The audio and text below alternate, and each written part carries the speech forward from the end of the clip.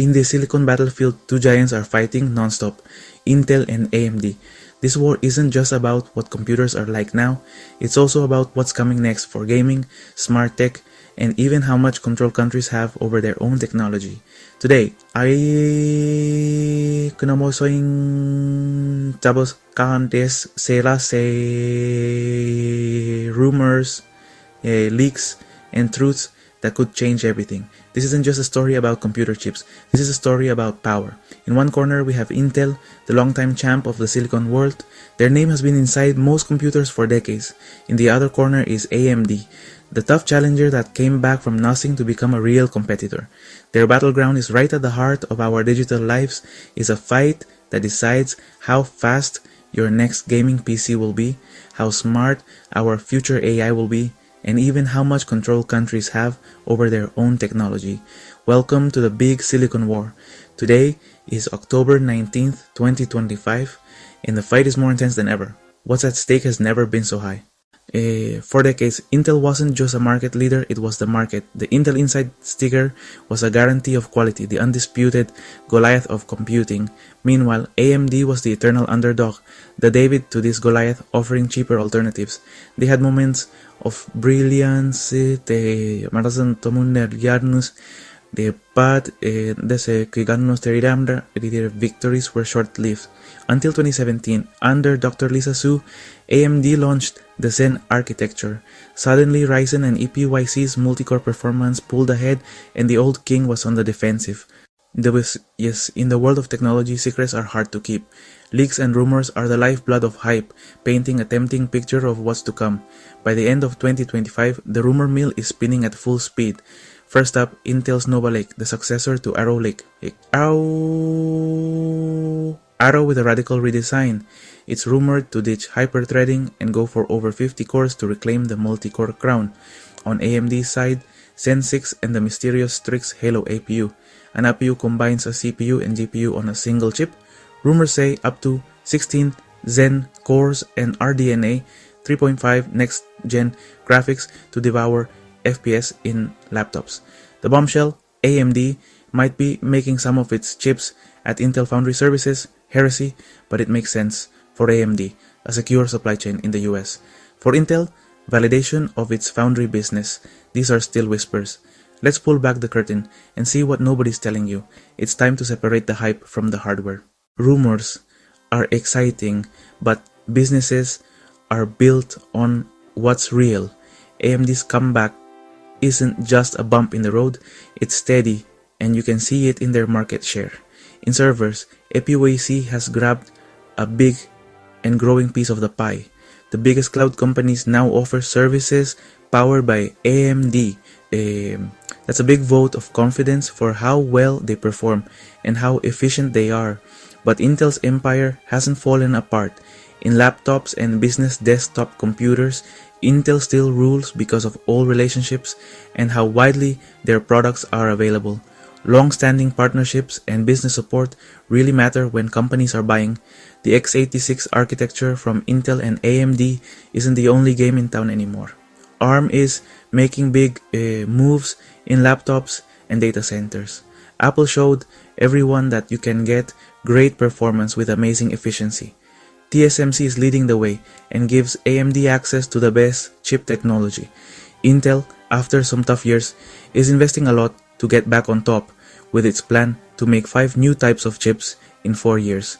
Whoever can make better chips more reliably will have an advantage, no matter what the marketing hype says. That's the real story. The desktop PC is the heart of the enthusiast and the hardcore gamer. For 2025, the main event, Intel Arrow Lake vs AMD Zen 5. Side by side, a blue Arrow Lake vs Red Zen 5. Here, it's not about batteries or thin designs, it's about pure raw speed. Arrow Lake refines the hybrid architecture. P cores for gaming and E cores for background tasks. Improvements in performance per watt and thread director to place the task on the right core. Single thread numbers are impressive, key for many popular games. Intel is fighting to be the undisputed king of FPS. Zen 5 leans on its multi-core strength, boosts IPC, and improves memory and cache. A monster for video editing, 3D rendering, and professional streaming. In many games, Arrow Lake gets a small FPS advantage. In content creation, Zen 5 often pulls ahead. There isn't one better chip, there's just the best chip for you, truly. The laptop market is the most important battlefield. It's a delicate balance between how well it performs, how long the battery lasts, how much heat it makes, and its size. Intel is betting on Arrow Lake, a U series for low power and an H series for performance. Its built-in R graphics can play many games well, so you might not need a separate graphics card for mid-range laptops. Intel working with many different companies means there's a huge variety of models to choose from. AMD is getting people excited with its mobile Zen 5 and RDNA 3.5 graphics, powerful graphics and good efficiency. The biggest news is Strix Halo, a high-end chip that changes everything. Early tests show it can perform as well as mid-range separate graphics cards from a year or two ago, all in a thin laptop. This creates a split, H series with a separate graphics card for desktop replacements versus super thin and light, powerful laptops with Strix Halo. This is for anyone who wants to play games and work on the go without carrying a huge heavy machine. The fight for your lap is getting hot. The main goal is to give you a desktop-like experience in a laptop you can carry in your backpack. The toughest and most profitable battleground is the data center. Decisions here are made based on performance per watt, total cost, and how much computing power you can pack in. For years it was Intel's kingdom, but then EPY came along and turned it into a bloody arena. Intel's 2025 plan includes Sierra Forest, which has lots of E-cores for cloud tasks and massive parallel computing, and Granite Rapids with P-cores for traditional business use and high-performance computing per core. Intel wants a special tool for every single job. AMD's answer is EPY's Turin with Zen 5. It's all about more cores and efficient chiplets. Chiplets are like combining many small chips into one big processor. This means more virtual machines per server, less space, less power, and less cooling needed. Intel is fighting back with accelerators and software, but AMD's momentum is just too strong to ignore. The cloud is a numbers game, and right now, AMD's numbers are looking very good.